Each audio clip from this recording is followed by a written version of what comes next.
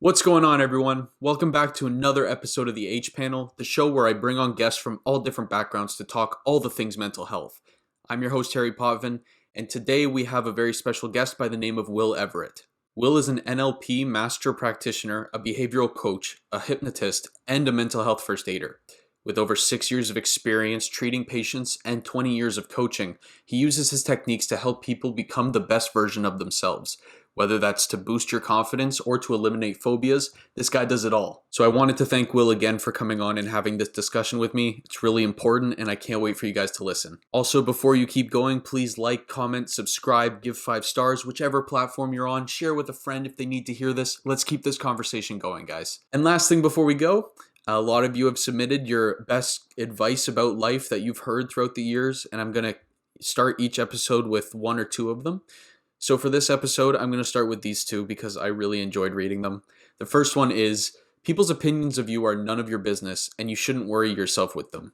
And I really love that one because I know me personally, I often do worry about other people's opinions. And for so many years, I acted and made decisions based on what I thought other people would like.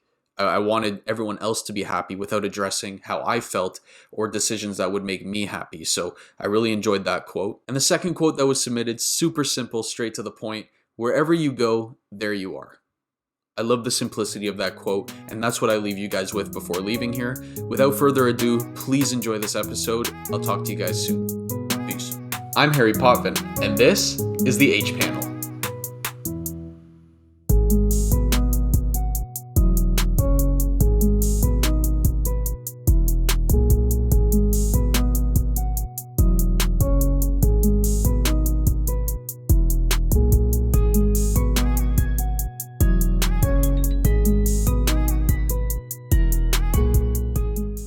Hey, how's it going? You all right? Yeah, good. How are you, man? I'm good, thank you. I was just on a client call, and then that ran over, and then reason why I couldn't do it is one of the gyms I manage, one of the cleaners I have is he's a guy from Ecuador, lovely guy, and he's 60 plus, and our company have paid for him to go home to Ecuador to see his family for Christmas. And I offered to give him some money, but he didn't want money. He suggested, or my friend who works for me that speaks Spanish to talk to him, said that if I could pay for his cab to the airport, that would be more beneficial. So anyway, long story short, the cab turned up earlier than the booked time and then left before. Oh, no way. Before he got there, so I then had to organise another one. So yeah. Oh, man. Yeah, all sorted now though, mate. He's in the car, he's on his way. How are you? Good, man. Good. My day's a little less crazy than that. I don't have anything going on right now, so. Yeah. I'm off furloughed. Do you use that term there, furloughed? Which term, sorry? Where are you? What country are you in? Canada. All right. So furloughed is what we've brought in the UK when we're off work but being paid by the government because of the COVID. Right.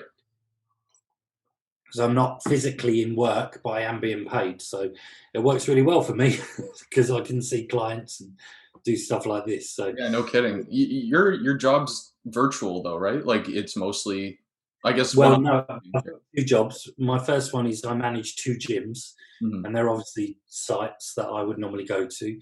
And then my other job is therapy, and I do that all online. Yeah. Normally not. Like before Mhm. March, I would do it in person, but I've had great success this year doing it through a screen. So it shows that it works. So yeah. Yeah, no kidding. It's so weird though. Therapy through a screen. Yeah. Well, yeah. Yeah. I do a mixture of life coaching and therapy. So I do NLP, Neuro-Linguistic Programming. I Mhm. do CBT, Cognitive Behavioural Therapy, and just life coaching. But coaching focuses on the future, and then therapy mainly focuses on the past. So I do a mixture of normal therapy and hypnosis. So I do hypnosis. So that you can do through a screen because I've just got their eyes shut anyway. So Yeah, true. Yeah, right on. yeah, what do you do? I'm a student. Hmm. I've got one more course left in school. Uh, Amazing. Yeah. and then I'm also usually what I am is I'm a guy who teaches kids about animals at our zoo in Toronto. Uh, That is an awesome job. yeah, man, I I think you love it. get so much satisfaction out of that. Oh yeah, big time. Especially when they like at the end of the day they'll go to their parents and they'll be like, "Guess what I learned today?" I'm like, "Yes, something stuck. Good." Yeah, yeah. Um, Yeah, no, it's amazing. yeah, with COVID though, I wasn't able to do that. So I was a custodian all summer at the What zoo. was that? I clean toilets pretty much. Because okay, I've heard the term before. We don't really use it here, but just maintaining the the standards. Yeah. Yeah. Okay. You get a different insight on people when you're doing that, let me tell you. Well, there's that age old saying, isn't there? You judge the person by how they treat your cleaners Yeah. or those people. The people you judge them how they treat the people that clean the toilet. Mhm. Because if they treat them well, they're a good person. That's right. And that's why I feel really good. Caesar, his name's Caesar. Sending him off to Ecuador, paying for his cab. I bought him a pair of glasses last year because he reads stuff like this, and I organised an eye test, sent him there, paid for his glasses. He still doesn't wear them. I'm going to get him one of them chains to put around his neck. But he's a lovely guy. But he was in hospital with COVID during the Mm. first lockdown, and we were really worried about him, really, really worried. But he's pulled through. But he's not the same guy. His energy levels aren't what they used to be. So we're doing what we can for him. Yeah, that I've heard like your energy levels just drop for months after. Yeah, I was ill. I didn't ever have a test in time, so I don't know if I actually had it. But I was in contact with someone with it. I Mm. think I did have it because I felt really run down and like a cold. And I've noticed since, even though my symptoms have gone, I'm I'm I'm more out of breath. Like if I talk a lot, I get out of breath. So I need to work on my general fitness anyway, but it doesn't help. So yeah, it's awful this year. It's pretty shit, but it's the benefit for me is that it's been wonderful to be able to help so many people. So Yeah, man, that's great, especially now when people need it the most. yeah, yeah, mental health has taken a big knock. Mm. It's the thing for me. Yes, there's more suffering, but the one good thing for me is we're talking about it more, Yeah. and so we're normalizing it. And so I always share. So I always encourage people to share their story because the more we talk about it, the more people will say, "Okay, that's what I'm going through." And so I've had people contact me that have watched just a live chat like this, really, and they'll say, "Do you know what? I felt down, but I didn't think there was anything really wrong. I just knew I felt down." And then I listened to your live chat or I read a testimonial, and I realised that I've got the same. So they're Mhm. then reaching out. So it's really good this year to be able to kind of connect people in that way and start to help people more often. Yeah, man, exactly. That's why I started this whole platform to begin with. I like because I opened up about everything. Well, it's been over a year now, but I did this thing like a men's only mental health panel at the university, Yeah, and I got like so many people for weeks after just being like, "Yeah, I know how you feel, man. I went through it. It's nice to hear someone like open up about it." But for like years, I was so scared to open up because I was like, people are gonna look at me weird. They're gonna, judge me because I'm the only one going through this. Like, yeah, so yeah. Yeah, of course, and obviously, with us being guys as well, I think there's two things. Obviously, sometimes where it doesn't always fit within the description of or the definition of masculine, does it? It's like, oh, we should be able to hold our stuff together. And also, I think some guys they've never been taught how to express their feelings. They mhm, just don't have the words. yeah, They don't know how to say it because women, this is like a wonderful thing about women. There's lots of wonderful things about women, but a wonderful thing about women is that they're more open and they share, mhm. and that's amazing. And us guys, we need to do that more. Yeah. I was talking to a guy a couple months ago, and he was saying like when guys grow up, the only two emotions we're taught are like anger and happiness. Yeah, very basic. Very basic, just this or the other, but there's so many in between that we're never taught. Yeah, So like, yeah. yeah, Yeah, it's let's go back to millennia ago. We were the hunters. We went out, we hunted. It was straight focus. I'm looking at my prey. I'm going to kill it. I'm going to take it home. Very little communication, basic words, basic communication. Women were the ones that stayed at home. They kept the homes going. They sat around campfires and they spoke and they communicated. And so women have learnt for generations, for thousands, millions of years, that's who they are. And then us, we're focused. And one of the funny examples that I was using is, this is why men, when we watch a film, there's very little conversation, and we can't always focus on conversation and film, so we normally have to pause it. Whereas women can talk the whole way through and watch it because they're used to all these levels of communication. That's so And this is why so many women say to me when they're at home with their guy, they go, I hate watching films, because they want to talk, and the guy's like, we stop, like, I'm trying to watch film. And women will say, well, what's going to happen? I don't know. I haven't watched it. Like, well, so their thought process is amazing what they do, because they're able to do all of that and watch it. Whereas the tendency for us is, we can do it, but the tendency is, I need silence. And then a bit of action happens and we'll go, oh, yeah, like, talk about that. But actually, we need silence because we need to focus. Oh man, I didn't even think about. Yeah, there's a great book called Why Men Don't Listen and Women Can't Read Maps. So we have better spatial awareness, but we can't focus on many things at the same time. So it's why we don't listen. We do listen, but we're very basic on that level. We can be. And obviously, if we're doing something else or we're thinking about something else, we're less likely to be able to focus it. It was a great book. I mean, how scientifically proven it is, I'm not sure, but it's a very good book to read, and it's very funny as well. Yeah, I'll check that out. Man, I didn't even think about like going back to our biological roots for all of that stuff. You forget so quickly. You're like, oh, why are Yeah. we like this? And then I watched a really interesting program. I mean, the one thing about this book is that it does say there's a male brain and a female brain. But I think I think it's proven there isn't. But there's a program I watched the other week about how the male and female brain differ. We're not really that different. It's just our thought processes change. The makeup of the brain is the same, but every behaviour is learned. The only two behaviours that we are born with are two fears: falling and loud noises. Everything else we learn. And so as guys, we get taught to be guys, and girls get taught to be girls. And you will notice a difference in guys that are raised by women and women that are raised by men.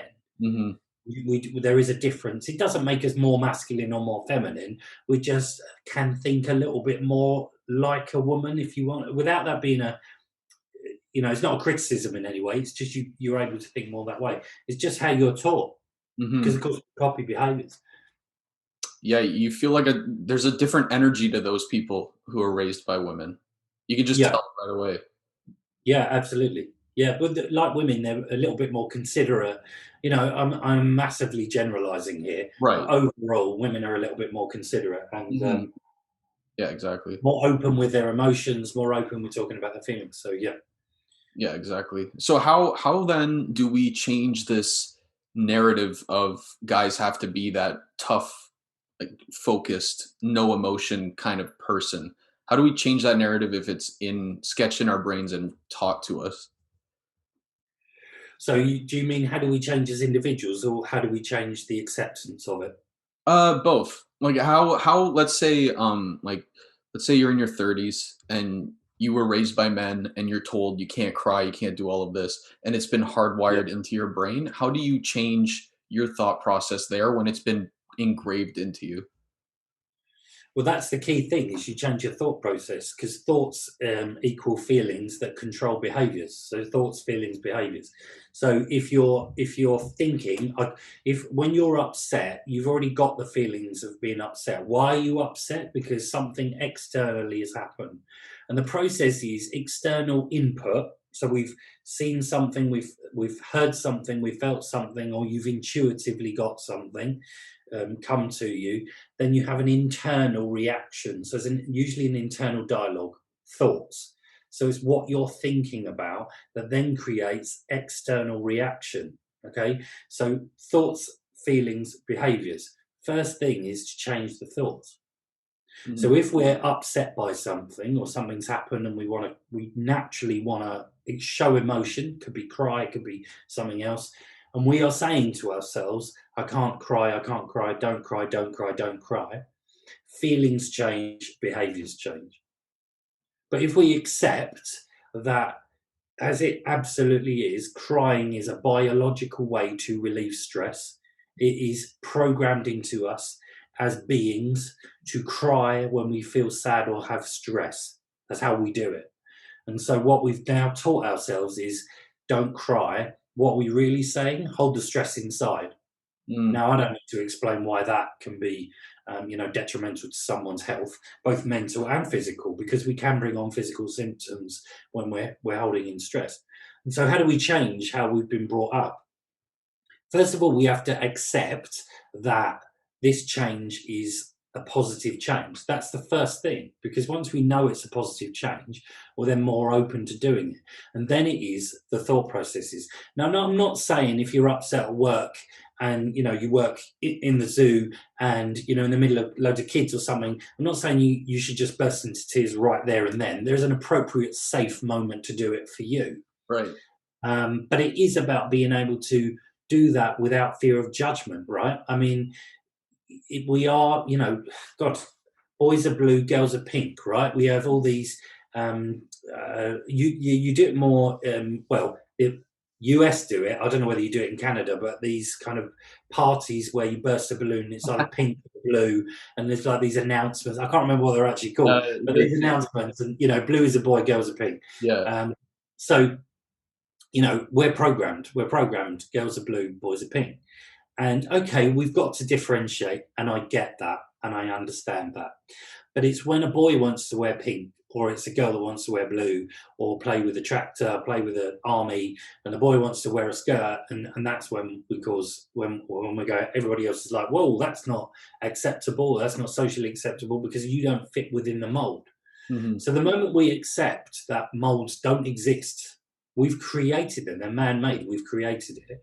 The moment we accept that, it should allow us to say, do you know what's most important? Me just being my authentic self. And if that means I want to wear a dress or be, I don't know, do something that's predominantly associated with female, being a female, or the other way, men being more feminine, women being more masculine, for want of a better way of putting it. But we should just be able to accept that being our authentic selves is the right way to be. Mm-hmm. Because ultimately, when we're, lying on our deathbeds, when I'm lying on my deathbed, I don't want to be saying, well, I made everybody else happy by doing what they told me to do, but I wasn't happy. I want to be able to say both. I want to be able to say, I was my true authentic self. I helped people. I did this, I did that. And in return, that made people happy. Mm-hmm.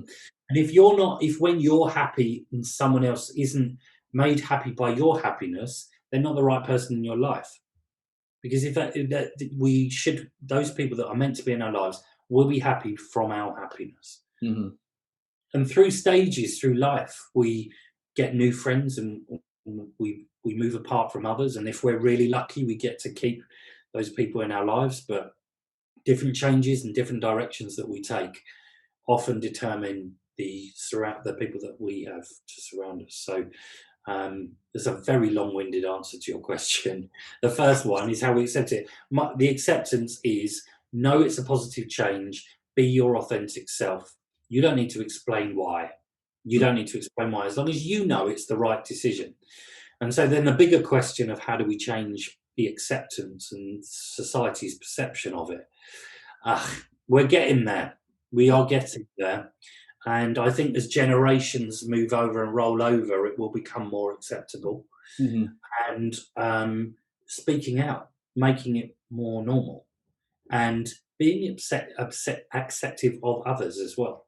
Mm-hmm. And if someone speaks to you, listen without judgment, hear what they're saying, support them, and that will allow more people to speak up, because many people in the world, there must be many people in the world that fall within these other categories of, we've got masculine man and feminine woman. There are loads of people outside of those that aren't speaking out because they don't feel like they can. And so the more of us that speak out, and then we go over to countries where it's illegal to be gay, or to, you be beaten up if you're effeminate, or all of these things. And that's where the tide will really turn, when we can change laws across the world to accept it.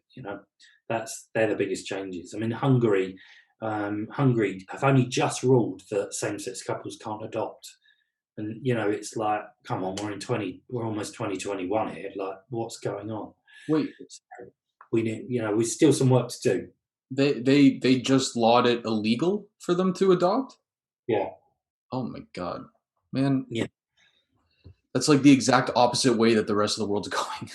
Yeah, but then you've got Denmark, who have just changed their law for, I think it's probably like our equivalent of statutory rape, where and I was talking to my friend, I hope she's going to watch this, but Amelie, she's in Denmark. She's a really positive influence in her followers' lives, and mine as well. But she's been fighting to get an old law in Denmark overturned. So in the UK, the fact that a woman says no or is forced into sex, that's enough to say it's statutory rape. Or it's rape, not statutory, just rape. In Denmark, they had to tick a load of boxes. They had to have been like physically harmed. They should have said no at least a certain amount of times. And so they've just overturned that. And I think it's awesome, but you just think, and her reaction when I said to her in a voice message, what the hell, like, how did you even still have that? How has it only just been overturned? And she laughed, because she said, this is the reaction I get from everybody. Just can't believe it. So when we are a level playing field across the planet, that's when true change will come. But if you just look at the different religions and communities, we've got a long way to go. So it's fighting for it, talking about it, and I've drifted off into different subjects there, but it all is encompassed into the umbrella of acceptance, isn't it? Yeah, I'm gonna branch it off even further, but that kind of reminds me of like when like the Black Lives Matter movement was so like, it was a hot topic. I hate calling it a hot topic because it's not, but it was at one point. Yeah, of course. When like, or companies like, let's say Aunt Jemima was like, we're not going to use Aunt Jemima anymore, and everyone's like, that's so great, and I'm like, yeah, it's great, but why was that not done years ago? Or like The Bachelor was like, we're having our first black bachelor, and everyone's like, wow, that's great. I'm like, why this year though? Like, you gotta wonder, right? Like, Yeah. it's great that I acceptance. mean, yeah, they're all positive steps, aren't they? I mean, yes, of Mhm. course. Like, why on earth has it taken us this long to get to this point? Exactly, yeah. So it's like a No. bittersweet kind of thing. Yeah, I mean, look at another thing in the US, Kamala Harris being the first woman of color to be vice president, first woman of color, and it's awesome. I'm a huge fan of hers. It's awesome, but you do think, my God, like, they've still never had a female president. And it's like, wow, it really takes that, and it's just because the beliefs of the people in the country, isn't it? Some people will vote not for a woman because they literally don't want a woman. They probably won't have any backing to it whatsoever, or any logical backing to it. But it's changes of thoughts, and more education. There's a lot of work we can do in schools. Bullying is prevalent in schools across the world. I'm kind of just starting to get into, kind of taking the first steps to get in contact with. Well, I've already. It's a bit crazy. I've messaged Boris Johnson on Instagram. He probably never reads it, but I've said to him, I'm really passionate to teach mental health in schools. And I would love to talk to you about going into schools and teaching kids about mental health and the effect of bullying. Do some role play. Let's say, how does it feel when you say that to that person? How does it feel when you say it? How does it feel when you receive it? And as children, what we can get in the trap of is when they do something negative, we put loads of energy into it, telling them off and checking up on them, and giving all this energy. And then the successes kind of fall a bit. We lower down. So what does a child learn? They're very basic. When I do this stuff, I get more energy. Mm-hmm. I want to do that stuff, I get less. So what do? I'm doing this. Right. So what you got to do is when they do something bad, is you literally go, I'm not. This is your punishment. That's it. And when they do stuff that's good, we celebrate success over and over. And I had a recent client, and she called me because her daughter was, misbehaving at school. Long story short, that's what I got her to do, and within 2 days, she's fine. She's back to normal. Mm-hmm. So it's just focusing our energy because it's so basic. Children, like that, all they know is when I do this stuff, I get energy. I want to do that, I get less. So I'm going to do this. It's such a simple concept. Yeah. And it's where we put our own energy as well for ourselves. Mm-hmm. If we're always feeling down, if we're feeling negative all the time, just look at where we're putting our energy. Like if you're focusing on all the things you don't have, you're going to feel bad. But if you focus on all the wonderful things you do have, you're going to feel good, right? If you don't ever think about what you don't have, other than having goals, but if you don't focus on that, you feel good. Mm-hmm. It's like how the media uses negative headlines to grab your attention. Yeah. It's the same thing. We're hungry for stuff. We built up a society, and especially through social media, where we compare ourselves to other people rather than ourselves, Mm-hmm. rather than our own self-growth. And we compare ourselves, and we go, well, they've got that nice car, or they've got that nice bit of jewelry, or whatever, and I want that. And then we compare. And of course, if you use that stuff to promote or push yourself to do better, to earn more, to buy those things, great. If it feels good, but if it feels negative, why are we keeping stuff in our lives that makes us feel bad? What's the point? It's a complete waste of energy. Mm-hmm. So if you feel bad every time you go on social media, who are you following? Yeah, it's all about who you follow. Yeah. If you're following, I don't know, so I don't work out as much at the moment. Hopefully 2021 I'll get my groove back and I'll get back to it. But if I look at bodybuilders' pages right now, I'm a bit like, I feel kind of crap about myself. So I've just unfollowed them for now. That's no disrespect for them. I'm just not in a position where that doesn't motivate me at the moment. It just makes me feel a bit like, I don't look like that. So I just stop following them. Easy. Mm-hmm. When I'm ready, when I feel that that's going to motivate me, I'll bring it back. Just not my thing right now. It's just There's one. no reason to look. It's just one little press, one little button. Yeah, absolutely. I mean, I unfollowed someone once, and they had that app that tells you who's unfollowed you, and he messaged me within 5 minutes. Why have you unfollowed me? I was like, okay, this is scary that you even know that. Yeah. And I just said to him, what you're posting isn't what I'm looking to see on my page. Like, there's nothing wrong with what you're posting. It's just not what I'm looking for on my page, like to see. Yeah. Like I often say to people, and it's on my Instagram page, there's no such thing as rejection. Rejection doesn't exist. What you're looking for isn't what they're offering. That's it. Mm-hmm. That's it. It's not being rejected. It's just they're not offering what you're looking for. That's it. I know When people you think of it like that, it can remove the emotion, Mm-hmm. People take it too personal. Yeah. Man, yeah, it's all so simple, but at the same time, we overcomplicate it. Yeah. I'm just need to take this call. Can you, I don't know, you pause or you're going to edit this? Yeah, I can edit it. You're good. Yeah. Okay. So I don't know what we're talking about now. Yeah. So it is about making sure that it's just remember what we're thinking about. And if I look at a social media post and I think to myself, oh, I feel bad because I'm looking like this or I don't look like that, then I either am able to change my thoughts and go, it's cool. I'm gonna look at that when I'm ready. Or if I don't feel emotionally strong enough to change that for the moment, just take it away. That with everything, but we can certainly do it with social media. And I remember, I mean, I'm back on social media because I'm pushing, therapy and helping people. But I went through a stage where I deleted social media for quite a few months. I was the happiest I've been for ages. Oh, doesn't it feel I good? couldn't compare myself to other people, Mm-hmm. and all those thoughts were gone.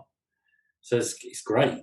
Yeah, that's a great feeling. I did that last year. I went like full off the wall or off the grid. Sorry, and it felt great. It felt so good. Yeah. Yeah, it's just having that, people, we do get into that point where we think, "Oh, I can't, like, I can't do that. I Yeah. can't come on social media." You think, well, I mean, I'm an age where I remember the time before social media. Hmm. So, I mean, I was at college when I was, like, 18, I didn't even have a mobile phone. Yeah. So they were available, but I just didn't have one. I remember going to see my friend, and I'd have to go to a payphone and phone him to tell him where I was, and I'd phone him before I left home and say, "I'll meet you there at that time," and we'd have to be there and just trust each other would be there because you couldn't contact each other. And no social media. I mean, there was the internet eventually. It was in the 80s. I kind of got that at home, but there wasn't all this social media, and Hmm. so I mean, we survived. You survive. And it's like, it's not the end of the world, I mean, it's a wonderful, wonderful thing when you use it in the right way. You know, doing stuff like this, connecting with like-minded people and sharing our stories and influencing people in positive ways. But it's also such a destructive thing. But you've hit the nail on the head there. It's just one click. It's who you choose to follow. Hmm. That's it. It's all within our control. And your suggestions, coming up for friends, it'll only associate those suggestions with the people you already follow. You don't have to follow them. So, social media, usually for those people that like to show off and things, social media is their highlight reel. Yeah. They don't put on they've had a breakdown, that they cried last night, that's the 10th photo they took before they actually posted it. And then, of course, and a lot of those people, they need that attention, they need gratification from other people. So their lives I'm generalizing, and I'm trying not to. Some people can get to the point where one like isn't enough, or one follower is not enough, and they want more and more and more. And the Hmm. more, that guy's got 58,000 followers and I've only got 1,000 more. What am I doing wrong? I just be your authentic self, be who you are. The right people will follow you. Yeah, exactly. And That's it. if you're like stressing over that, you're in it for the wrong reason. Absolutely. Yeah. Yeah, if you're in it for acceptance, if you're in it for to raise your well, self-esteem basically, then you are absolutely in the wrong place. Hmm. Yeah, definitely. So I wanted to get into a little bit about hypnotherapy and what you do with like neuro-linguistic programming. Yep. So how do those two things work exactly, like in your practice? So they're very closely linked, and I mix them up because you've had the word trance before when you're in a hypnotic state. There's a Mm, really good film called Trance a few years ago, and I can get someone in a trance without even getting them to close their eyes. And we do this to each other all the time. And do you drive? I do. Yeah. So if you do a regular journey, I'm sure at some point you get to a point within your journey and you go, I don't remember driving that part of the journey. All the Yeah. time. Yeah. So what's happening is hypnosis connects the conscious with the unconscious.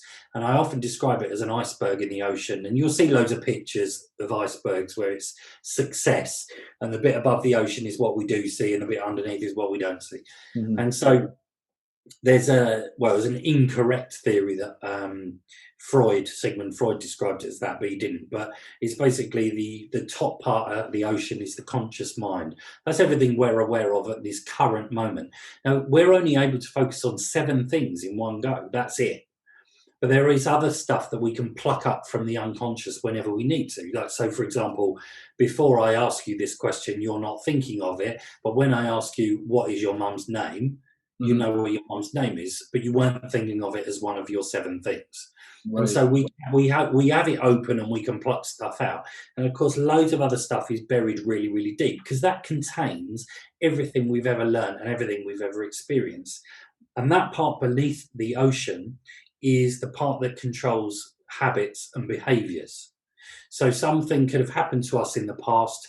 We don't consciously remember what it was, but we know, or we figure out that we behave this way because of that experience.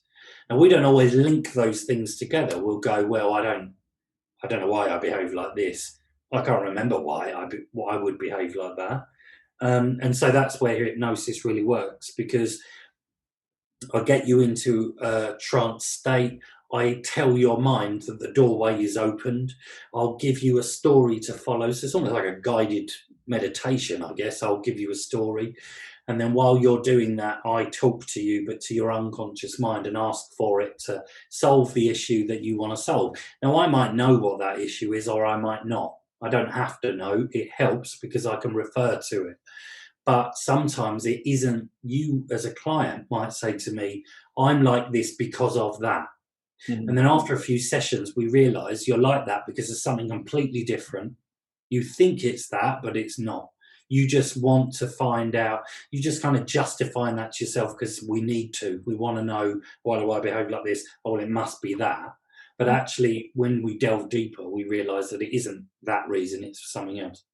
And so what I do with the hypnosis is I go in, talk to the unconscious mind to solve the issue. Now, the more I know about the past, the more I know about your belief of what the issue is, the more I can do. And Interesting. so I can do anything from, relieving past trauma. I do past life or current life regression. So if you believe you've got a past life, I can take you there. But of course, you have to believe it, because if you say to me, I don't believe it exists, I'm not going to be able to get you there in your mind, because you'll just fight it. Right. But if you believe that, some people will say to me, I believe that I drowned in a past. This is what I hear all the time. I don't like going underwater. I believe I drowned in a past life. I had one lady say to me, I think I was a witch because I think I was drowned as a witch. And I was like, right, that's interesting, because actually that's a misconception. Because it's in Salem as well. But basically, if someone was accused of being a witch, they were done for. Basically, if anybody accused you, because the test was they tied you to a chair and dunked you under the water, and if you survived, you must be a witch, and then they would burn you. But if you died, you were mortal and prove you weren't a witch, but you were dead anyway. So either way, you were going to either drown or burn. So I Mhm. said to her, well, if you don't like water because you think you were drowned, that meant you weren't a witch because you died. So, it's just her belief. And so what I would do as part of the hypnosis, I'd tap into the fact that she thought she was a witch and use those words. Because if she believes it, it will hit home. Don't need to believe what I believe. I talk to them and go, okay, well, you think it was your past life. Who were you in a past life? Tell me what your details are. And some people give you just a little bit, even if they say, I can see myself wearing a black pointed hat. When I'm in the hypnosis, I'll say, and now you're wearing a black pointed hat. And they go tick in their mind, and then they're on track with me. So it just works the more information you get. And people say to me, does hypnosis work? And I'll say, well, scientifically, does it work or not? I don't know. But do I get results from it? Yes. If Mm. you believe in it, yes. So Yeah. therefore, does it work? Yes. Mhm. Yeah, because I was talking to another hypnotist. His name's Doug Sands from the States, and he was Yeah. saying that the reason it doesn't work for some people is because, like you said, you don't believe it, and your brain like refuses to accept it. So there's like Yeah. that barrier. Yeah. Yeah. S- Yeah. So how do you are you able to solve these problems with a conscious mind, or do you need to always revert to the unconscious? Well, that's the bit that controls habits and behaviors. So we do normally, NLP is a bit of both as well. So NLP, so coaching focuses on the future, and therapy normally focuses on the past. Hang on, you're going to need to pause that again. I need to get the door. Yeah, One no, sec. Sorry, sorry about this. I thought it was going to be free. So sorry. no worries. Question. Question was, do I always need to tap into the unconscious? Yeah. Mhm. So yes, but with NLP, I mean, it's similar with NLP. It's And I use CBT as well, because CBT is thoughts, feelings, behaviors. Okay, so whatever you're thinking controls your feelings, and therefore controls your behaviors, what you do based on your feelings. So sometimes, and I love having, and I love it when clients or people I'm helping have what I call a light bulb moment. Mhm. where the light goes on and I go, oh my God, yeah, that's why I'm like this, that's why I'm doing this. And so I do a lot of reframing. So it's literally, I change their state by just offering a different perspective. I was just helping a client, and there's arguments in the family, and I said to her, "Well, how would it adjust your feelings if you thought of the reason why these people are doing this? I can't give any details, but Right. the reason why they're behaving this way is because they're worried about the pandemic. They need to sort this, and immediately the feelings change because the thought process change. Mm. So that thought process creates those feelings and made you behave that way, and you want to change it. First point is thoughts. And so I just throw stuff at them and I'll go, but what if this, or what if that, or what would you do if this, or how would you do that? And then they go, you can almost see people physically relax. They go, oh yeah. But we get so set in that means that. You said that and that means that. Mm-hmm. And so it's like, no. If you said that, it would mean that, but this is a different person. You don't know what they mean. We don't really know what people mean Right. unless they explain themselves. We just assume, and this is a trap we fall in, isn't it? We go, you mean that because you've done this or said that or behaved that way. And what we're really saying is, if I behave that way, I would mean that. Mm-hmm. But we're not the same. We're not the same at all. And so you just think of things in a different perspective. It changes the state, changes the feelings, affects the behaviour. Done. It's that simple. And it's like I do phobia cures. And getting rid of a phobia for me is easy. So easy. And this is one of the things I love to do because it's life changing to a lot of people because they can't fly and they can't then visit other countries or they can't go in the water or anything. And my mum, she had arachnophobia, so fear of spiders. She had it for 40 years. Mm-hmm. 40 years. And I got rid of that in 5 minutes, and she's never come back. Wow. 40 years, because her belief structure was set up that she was scared of spiders. And so I'm not sure if you guys have it here. It's a game called Jenga, where you build the blocks up Yeah. and you put out the tower. So what I call their belief structure is their Jenga block, and it's my job to pull out the blocks as it comes crashing down, and then we build a new one. Because what happens is we create our own identities. I am this person, yeah. Based on that identity, we have a set of beliefs. I can do this. This is going to happen if I do that, etc., etc. And based on those beliefs, are behaviours. And what we do, and so people will behave negatively, such as a battered wife. Belief is he only hits me because he loves me. Behaviours are I intimidate him when he doesn't hit me because he only hits me when he loves me. I will always, and this is why people that are in those relationships, if they don't change this, they'll go to one abuser to the next. So what we do in life is we go, well, can't you just leave him? I'm doing this because I'm going in at behaviours. Can't you just leave him? Can't you just do that? Why don't you do something? Why don't you hit him back? Why don't you do? And of course they're going, oh yeah, and sometimes that works. Mm-hmm. But most of the time it doesn't. What I do is I go in at identity, change identity, associated beliefs and behaviours follow. Or we get so frustrated with people. Can't you just stop eating junk food? Can't you just lose weight? Can't you just do this? Can't you just do that? And it's like, well, yeah, I suppose I could. But then it doesn't happen, and it doesn't happen consistently because they haven't changed their identity. And it could be fat person, or it could be unhealthy person, or it could be whatever. Beliefs are, I'm never going to lose weight. I'm always going to be fat. All of that. Behavior is, well, if I'm a fat person, what does a fat person do? I eat junk food. I don't exercise. I don't sleep enough. I do all the things that ticks that box of, yes, I'm still overweight. Yeah, I'm still overweight. And even if that identity is negative, we still want to reaffirm it to ourselves that we are who we think we are. Mm-hmm. Until we're ready to change. And so what I do to change the identity is I look at effort versus reward. Because until we find out what the reward's going to be, we're not going to put the effort in. So we must figure out what our reward's going to be and if it's big enough, and then we start to put effort in. So we go in, look at who they want to be. Some of them don't go some people don't know how to do all of that. And so I say, right, okay, Superman, identity, Superman. What are his beliefs? And how does he behave? Mm-hmm. Or who do you know that is someone, or when was the last time you felt confident or whatever? How did you stand? How did you talk? What did you look like? If I looked at you, and you're looking at the senses. When you look at yourself, what do you see? If I was to look at you, what would I see?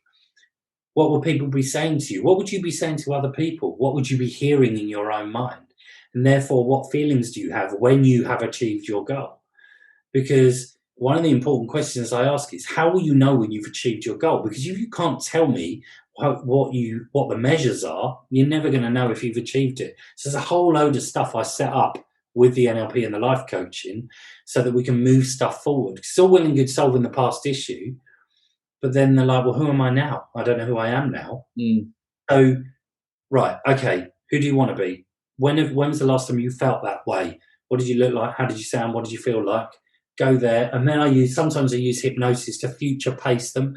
So I'll get them in a trance, take them into the future for when they've achieved their goal, experience it, look over their shoulder, see the path they've taken, bring them back. Not only are they more motivated to achieve it because they've already been there now in their mind, they also know what the measures are to know when they've achieved it. So there's a whole combination of it all. And I like playing about with it. Sometimes stuff comes into my head and I'm like, right, let's give this a go. Let's see if this works. And the results. So if you look at my Instagram, I post testimonials all the time, and the results I'm getting is unbelievable, even when I'm not even expecting it. Yeah, I was actually just gonna comment on those testimonials. So, where is it?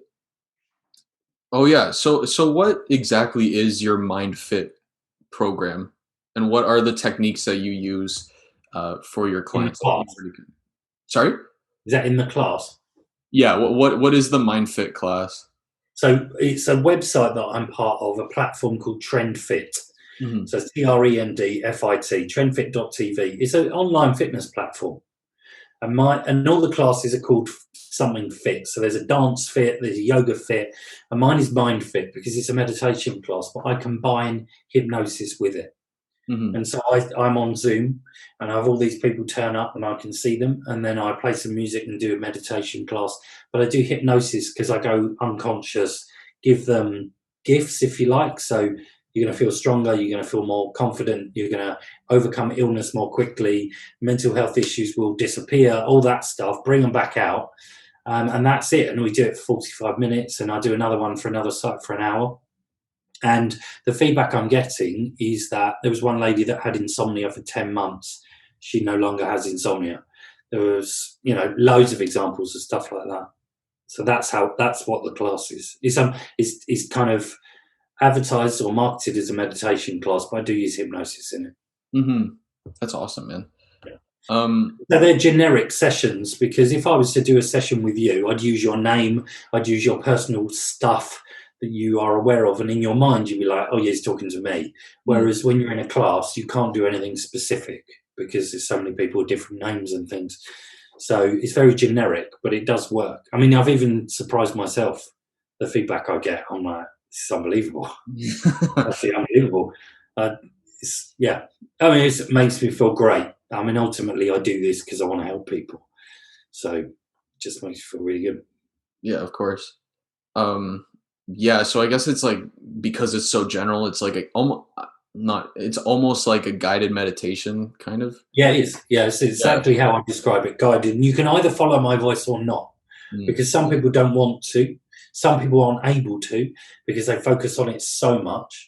And my kind of strap line when I start any class is expect the unexpected and accept the unexpected, because whatever happens to you tonight is right for you tonight. Because one week you might get one thing and the next you might get another. But I had one lady wake up crying because as part of the trance, I get people to float into their mind and they get to deliver a message. And she said she's spoken to her parents who had passed away, and she talks to them every week. So it creates, it's a therapy, because you've got an unresolved issue, you've got a message that you never got to deliver, you deliver it in your mind, and it's like you've delivered it. Mm-hmm. So all these, I'm getting all this stuff. One lady, I get them to see someone else, I get them to see a reflection of themselves and deliver a message to ourselves, because we don't talk enough to ourselves. So positive affirmations, I do that as well. There's one girl that said to me, I just gave myself a hug. She was just about to have a last week, a 6th week of chemotherapy to beat cancer, and she just gave herself a hug, and she was like, that's exactly what I needed to get through this week. And I'm like, this is unbelievable. This is why I do this. This is awesome. Sometimes you're all you need. Exactly. Well, we are. And what I say is we've all got the right tools in our toolbox to achieve whatever we need to achieve. We just have to believe. Believe so you can receive and you can achieve. That's it. But it's the disbelief in ourselves that stops us. Thoughts, feelings, behaviours. If the thought is, I can't do it, associated feelings and behaviours happen. Yeah, definitely. So why, because it seems like there's so many positives to the practices that you do. Why has the general public not fully accepted hypnosis as like a mental health tool? Don't talk about it enough. People worry, they don't know what it is. People come to my class and they're like, I don't know what to expect. And then they'll get to the end of the class and go, oh, well, I didn't feel this way and I didn't feel that. And I heard you the whole time. And no matter how many times I say to them, whatever happens to you is right for you at the moment. You don't have to hear anything. You might hear it all. They still want, because if you're in a class also, people expect to take direction. And when I say to them, well, you can listen to me or not, they're not really sure what to do. I think that for many years, hypnosis has been used as an entertainment tool.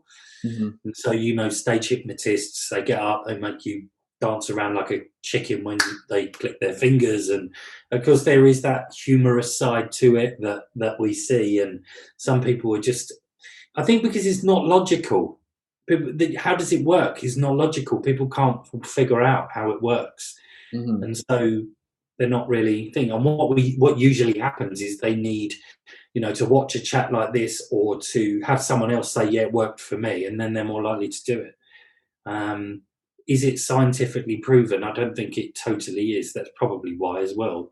You don't hear a government saying, yes, you should all do hypnosis. We're starting to say stuff about meditation, but hypnosis, because there's nothing you can get on paper. You just can't. How does it work?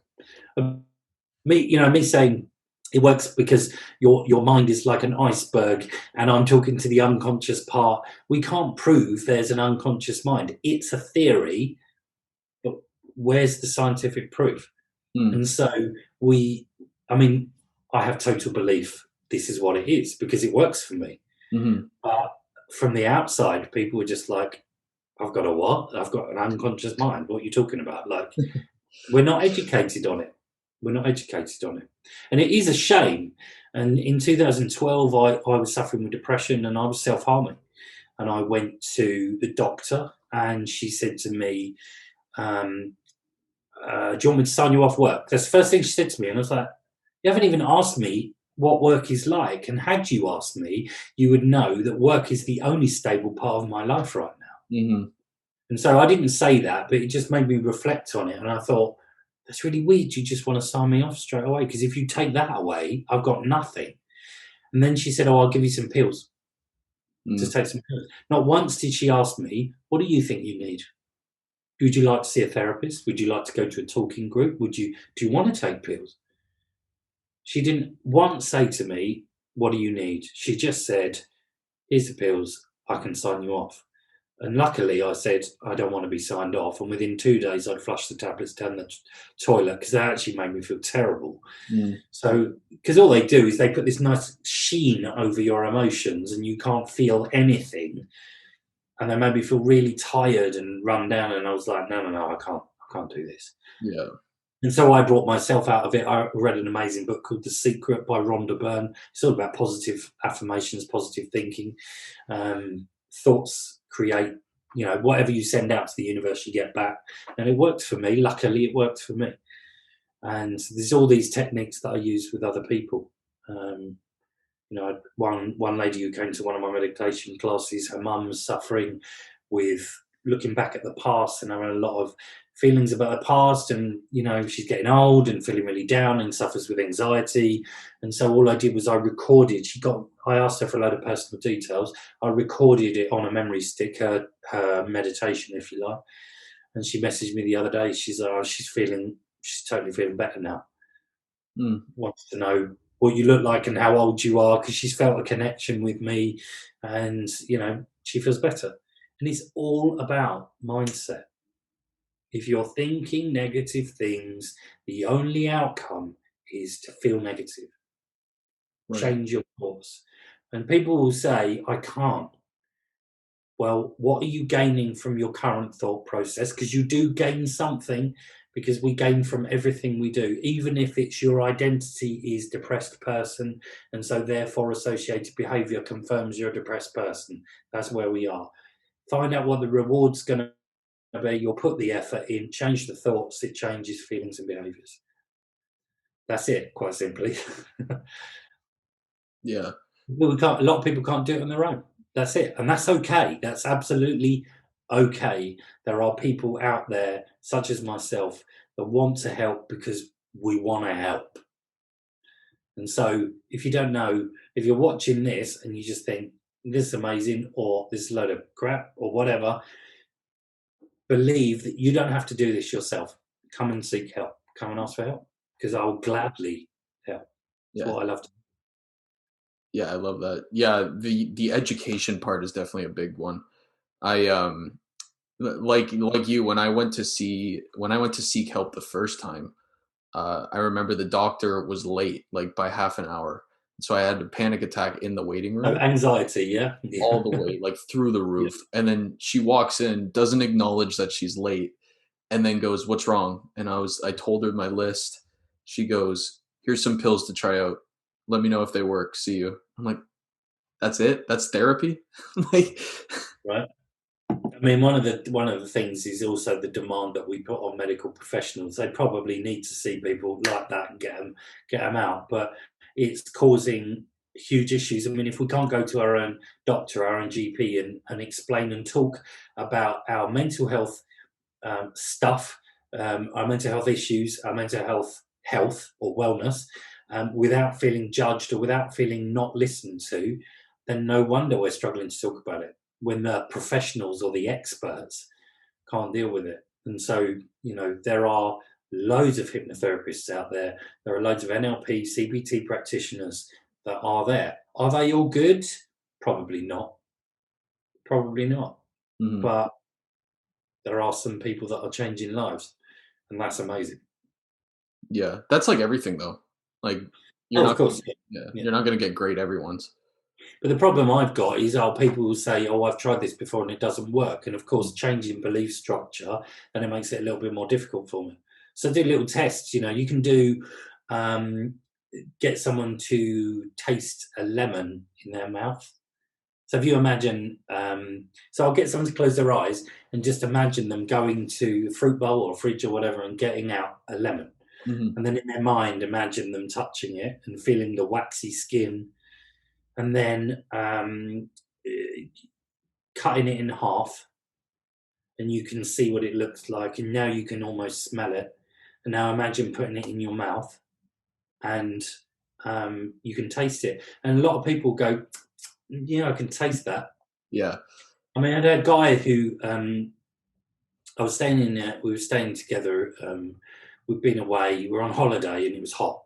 And he was like, "I can't sleep because I'm too hot." And I was like, "Jesus, man, you're keeping me awake." So I said to him, "Close your eyes, listen to me." And you know what it's like when you're in bed, you're too hot. What do you do? "I'm so hot. I'm too hot. I'm too hot. I can't sleep. I'm so hot." And you're like whirlwind of thoughts, feelings, behaviors. And so I said to him, "Right, close your eyes, listen to me. Imagine that it's snowing outside, and you walk outside with just a pair of shorts on. And as you step into the snow, you hear the crunch and you can feel the tingling in your skin. And all over it gives you goosebumps, and you can feel it. And you breathe it in and you can feel the cold. And as you breathe now, you can feel it and it's cooling you down." And after about 2 minutes, he went, "Yeah, I'm all right now." And went to sleep straight away. And there was a girl, I used to work for a supermarket, like a grocery store. And I was upstairs and in my office, she wanted to come off one of the counters, like where they sell ham, and I didn't have anyone to replace her, and she suffered with anxiety. And so I got her to come upstairs, and she stood in my office doorway, and I said to her, she was like, I need to go and do something else. I can't be on there. And I knew that if I took her off, I'd have to shut the counter, and I couldn't do that. What do you do to relax? I don't know. Do you listen to music? Yes. Can you think of a song now that makes you feel relaxed? Yes. Close your eyes, sing it to yourself in your head. She did it for about a minute, and she opened her eyes, and I said to her, you're right to go back on the counter. And she went, yeah, I'll be all right now. And all I do, and this is what I do all the time, I remove the negative thoughts from the whirlwind of I can't cope because I'm hot, I'm anxious, I don't want to be here, all that stuff. Move it onto something that's the opposite, something they want to achieve, feeling cool or feeling calm. And then so it removes it and focuses on something new, thoughts, feelings, behaviors. Done. And I do that all the time. Mm-hmm. Easy. We do it to ourselves as well. We talk about what would you do if we won the lottery? And we all talk about, we get excited, you physically feel yourself getting excited thinking about all the cars you buy and all the holidays you buy. And then because your thoughts are in it. So we do it all the time. It's just doing it with purpose. Sometimes we get caught and we can't do it ourselves. And our friends are great where they go, snap out of it, man, or do something, and they help us all the time. And so I do it with a more purposeful, not purposeful because we all do it for purpose, but a more strategic way, if you like. Mm-hmm. More structured. Yeah. Sometimes some people, depending on which way they are, sometimes they just need someone to snap out of it, just get over it. You're going to be fine. Mm-hmm. That's all we need. It just depends when you build rapport with people, when you build relationships, you build up what they need. Yeah. And if you don't know what you need and you don't know what the other person needs, you just say, when was the last time you felt that way? What happened? Who's really good at making you feel confident? What do they do? Okay, well, you're telling me how to treat you to make you confident. So lots and lots of questions. Mm-hmm. And lots and lots of talking. I don't do a lot of talking all the time, believe it or not, even though I haven't shut up. You get me in a conversation about behaviours, and I just talk for hours. Yeah, no, this is great. So yeah, that's it. I do it because I love it. I want to help people, and basically, I feel like we could all just be so much more happier with very simple hacks, basically, and that's what I'm trying to talk about. And also, just educate people on mental health and educate people because not only do we need to be able to feel the ability to talk out if we've got things happening, even if it's I'm just feeling down today, like I just want someone to talk to. It might not be depression. It might just be I'm just having a bad day. I want someone to talk to. And also the key thing here is if you're the one that's being spoken to, it's teaching those people how to deal with the people with the problem, if you like. I'm also a mental health first aider. We're doing mental health first aiding in the UK. I don't know if you do it there, but so you taught how to deal with someone and how to identify stuff. Mm-hmm. And the key thing for me is just listen without judging. You're not. I think there's a bit of people shy away from helping people with mental health issues because they don't know what to do. They don't know what to say to do or to recommend. And all I say to them is listen without judgment is the best thing any one of us can do because it teaches them that they're able to speak out and that you will listen. And then if you get to the point where they're asking advice, what do I do? Send them on to a professional and then we can help. Mm-hmm. But listening, because if you start to judge, they'll close up and then go, I can't talk to anybody. And then they're stuck. So listening, underrated. Listening is key. Yeah, it's on that same topic of overcomplicating things because sometimes, like, even if your intention is good, you try to step in and try to call the shots for that person when in reality, all they need is your ear to be open. Yeah, exactly. I mean, there's loads of quotes out there. I read one quite a while ago. Is the problem with the world is we listen with purpose of what we're going to reply rather than listening for listening's sake. Mm-hmm. We're too quick to be thinking, what am I going to say to this, rather than what are they really saying to me? So that's the key. And, let people talk, give it a few seconds, think it over, reply. We're so quick to jump in before people have stopped talking or, So yeah, listening is, crucial, especially in this process, because it teaches people they can open up. So yeah. Yeah, man. Absolutely. So I only have two questions left for you. And they're kind of the two questions that I'm talking to everyone in the season about. Yep. And so the first one here that I've got is, with the pandemic, there's been, to no one's surprise, multiple reports that mental illness cases that have been reported at least have increased. Mhm. Substance abuse has increased, domestic abuse has increased, Yep. and a large portion of this can be tightly linked to the huge amount of job loss around the world, the fear mongering that we see in the media, personal loss, and like this growing uncertainty. Especially, I don't know what it's like over there, but we're just going into second lockdown over here. So Had second, and the predictions are we will have a third. yeah, So so it's like, when does this end? Like that growing, like. yeah, I mean, listen, this is I've said this already, and I didn't say this first part. Acknowledge your feelings. Mhm, Acknowledge how you're feeling. Don't push them away. Just acknowledge them, and they will move ready to start. If we're thinking about all the problems we've got, you're going to feel bad. Thoughts equal feelings, right? So if we start thinking about focusing forward in solutions, that's when we start to feel more in control, more powerful. What can I do rather than what can't I do? But it's really important that we acknowledge them. mhm, And so I use this analogy all the time as another analogy for you. Imagine you're in the water, you're in the sea, and it's waist height, and you've got a beach ball, yeah? And it's full of air. Now, this is your problem. This is your issue you're focusing on. No job, no money, no this, no that. mhm, And so it's at water height, we're at waist level. And the harder we push it down, the more we try to go, just, I'm not dealing with you now, just, I can't deal with it. We push it down under the water. The harder we push it down, the harder it floats out or pops out of the water and smacks us in the face.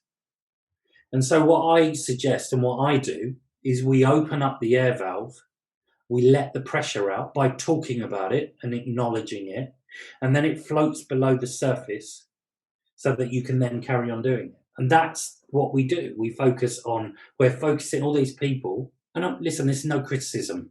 The mhm, bottom line is it's tough out there, and I acknowledge it. And when I say acknowledge, I'm saying acknowledge, not deny. I'm acknowledging it. I do feel rough. I do feel bad. I do feel this. I do feel that.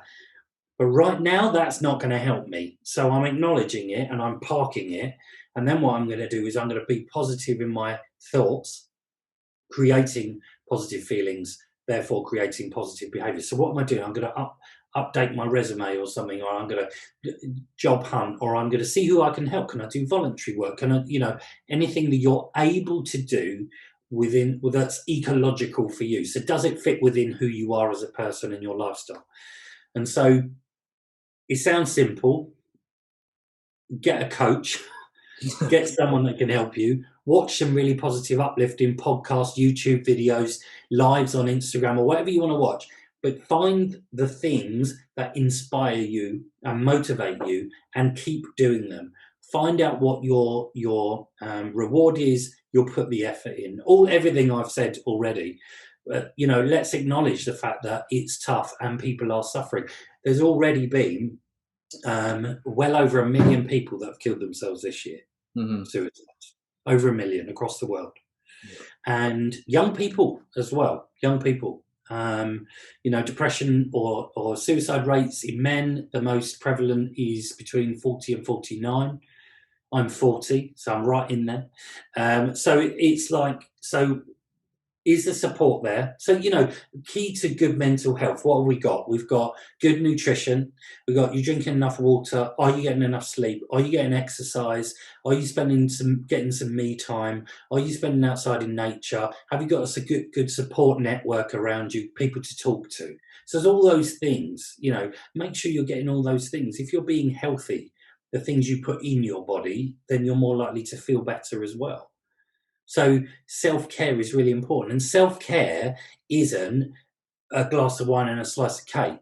That's not self-care. Self-care is eating healthily, meditating, all those other things, the things I've just listed, all those things, that's self-care. Hmm. If you want to have a slice of cake because it makes you feel better, just do it. But don't.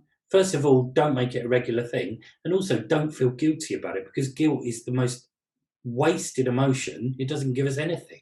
Hmm. So just, if you want to do it, but then move on from it. Perfect. Yeah. Yeah, definitely. You don't need guilt right now. That's like the last thing you need right now. If you're going to do something that's going to make you feel guilty, don't do it. Like, it's very simple. If you can't not feel guilty, just don't do it in the first place. Hmm. So, I could go off now because I help people with diet, food stuff. I often have people contact me. I'm going to give you an example. I would contact people that go, "Can you do gastric band therapy on me?" So I can hypnotize you to make you believe you're wearing a gastric band, so you'll get full up quicker and lose weight. If I can make you believe that. Mm. But I never do that first, because if you tell me now you stop eating when you're full up, then that will work because you'll get full up quicker. But if you're telling me now that you keep eating after you're full up, then what's difference is it going to make if I make you fill up quicker? You're just going to keep eating. But it's never about the food. There's always an underlying issue. Yeah. A recent case this year for me, I'm overeating. Can you give me gastric band therapy? No, let's talk about it. Sexually abused as a child. Mm. Right. So what you're doing, you are literally comfort eating. Some people comfort eat because they want to put on weight. They literally want a barrier of body fat to protect them. Some people believe, oh, if I'm ugly and I'm fat, or I keep using the word fat. It's okay. Overweight, that no one's going to touch me again because I'm unattractive. I'll tell you now, there's lots of guys out there that like overweight people. So just what, it doesn't matter. Yeah, Mm. is if what you're doing is for the right reasons. So yeah, I've not done gastric band therapy that much, to be honest, because usually by dealing with the main issue, people lose weight anyway. That's so interesting that you go in and say, "Can you help me with overeating?" And then it wouldn't do anything. Well, it wouldn't, would it? I mean, as I say, all a gastric band therapy is making you fill up quicker. That's it. Hmm. But it's kind of irrelevant if the person overeats already. Like, what's the point? Yeah. So Yeah. I hardly ever do it because there's no point. Because once they feel they've resolved this issue, they want to be. So identity changes, beliefs change, behaviours change, eating more healthily. Hmm. So it solves itself anyway. It's crazy that like things like that, like you just mentioned, where it's like sexually abused as a child, and then overeating in the future. It's crazy that things like that can link up. Yep. It's so. It's a form of self-abuse, self-neglect, self-harm, whatever you want to call it. What's the identity? What are the beliefs? Therefore, behaviours. Change the identity. That's it. That's all it is. Again, that's all it is. So, as I say, there's two women this year have contacted me. One, we never went any further because she'd had hypnosis before for a gastric band, and she goes, "Oh, I lasted 2 months." And I said to her, "What did I just tell you? I told you I do it. I don't do it straight away. I have to solve the issue. What have you just told me? You had it first from another hypnotherapist. It didn't work. Why didn't it work? Because you didn't solve the issue that was causing the overeating in the first place. I just told you that." Hmm. So she lost her belief that it would ever work, and I'm like, well, this is why it hasn't worked, because you haven't you haven't solved the reason that's making you overeat in the first place. Right. Man. Yeah. Um, and then my last question for you, because I've been getting reached out to a lot, especially the last couple of weeks, months, with all these people who are feeling super anxious and feeling super stressed, uh, Mhm. because of this idea that they haven't done anything quote unquote significant during the pandemic. And a lot of that is linked to like, when the pandemic first hit, like let's say a month in, 2 months in, there were all these people coming out and saying, this is your time to shine, you have to do all this now, you have so much free time, go do it, without addressing the traumatic impact that COVID had. And Yeah. we're seeing it now where people are feeling anxious and stressed because they're like, it's been 9 months and I haven't really done anything monumental in my life. So, what would you Yeah. want to tell people out there who are watching this who maybe feel that way? Yeah. The first lockdown we had here was 4 months. Mm. Yeah. And I did nothing. I almost had a breakdown. I was eating bad. I was up at 4 a.m. watching films. My whole sleep cycle was out. Ate crap. Terrible. Okay. And so that's why when we were getting the second one, I was like, right, okay, I'm going to make something of this. What are your expectations? And what are you thinking? Where is this expectation coming from? If you're comparing yourself to other people, stop.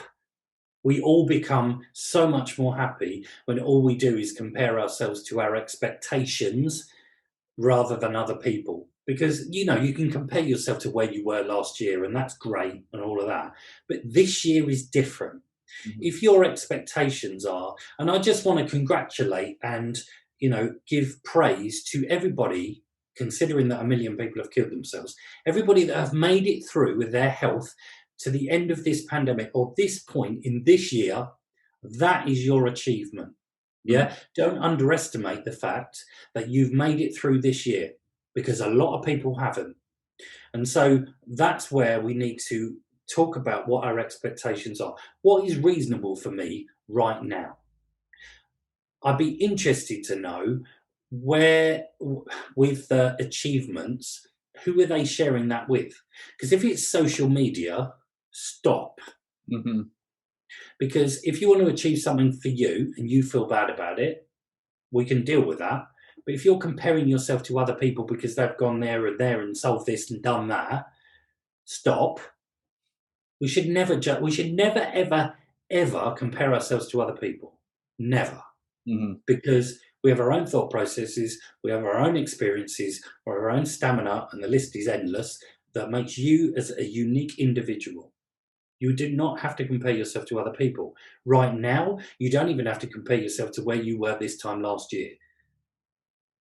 You want to compare yourself to where your expectations are. Not even yesterday, because yesterday you might have had a really good day and today you're having a bad day. So what's that going to do? You go, oh, I felt all right yesterday. Now I feel bad. Now I feel even worse. No. If your expectations are, I'm going to have good days, I'm going to have bad days, I'm going to achieve things when I feel ready to achieve them. And if that is none of the time during the pandemic, that's okay. At the end, met expectations? Yes, that's it. Lower your expectations of yourself and of others, because that will mean that you feel more satisfied with what you achieve. When things go back to normal, they will. Then we can start upping those achievements, because we will want to up in those expectations. Right now, we just need to survive Mhm. as a community, as a planet. We need to feel connected to other people, have that support network, and just get through this year. That's it. Achieving something this year will be something like phoned up a friend to see how they were, for the main purpose of just seeing how they were, or spoke to someone because my mental health was suffering, or made myself go for a walk in the morning and watch the sunrise. They're the kind of achievements we need to be looking at this year, and actually always. Because sometimes we get in the pattern where we think, because we're comparing ourselves to ourselves and other people, we go, well, I did that last year, I need to do more. Great, if it makes you feel good and if it motivates you, good. But if it makes you feel bad, stop. Mhm. Just stop. Yeah. Yeah. Cut things out of your life that make you feel bad. Mhm. God, clear out your closet. Clean the shower or something. Those are achievements this year, right? I mean, there's Seriously. people that can't do this stuff. There's people killing themselves. Mhm. Don't be hard on yourself. Yeah. You're here, man. Yeah, Like, exactly. But you do positive things in the right direction. As I say, get on, watch podcasts like this, go online, follow the right people. An achievement this year is unfollowing people that don't make you feel good. Mhm. Follow people that make you feel good. Turn it into a positive. All stuff like that. Yeah. Take positive steps in the right direction. Yeah, man. That's great advice. Will, this has been an absolute pleasure. Thank you again for coming on. And for me, thank you. Where can my viewers find you? So I mainly post my stuff on Instagram, and I'm Will Life Coach. PT, because I'm a qualified PT, although I don't really get to do much of it. So it's WILLLIFE Will Life Coach PT, and then my Facebook link is on there as well. So that's my main page, and all my details are on there. And I post a lot of lives, discussions about this stuff, client testimonials, nice positive quotes, all that stuff. Love it, man. And with that, we are done. To all my viewers, I will see you guys next time. Hey guys, thanks for watching another episode of my show. If you want more episodes of the H Panel, the button's going to be right here. If you want to subscribe for more videos from myself, it'll be right down below. Please like, comment, share, give 5 stars. Let's keep this conversation going, guys, all right? I'll see you next time. Thank you for your support.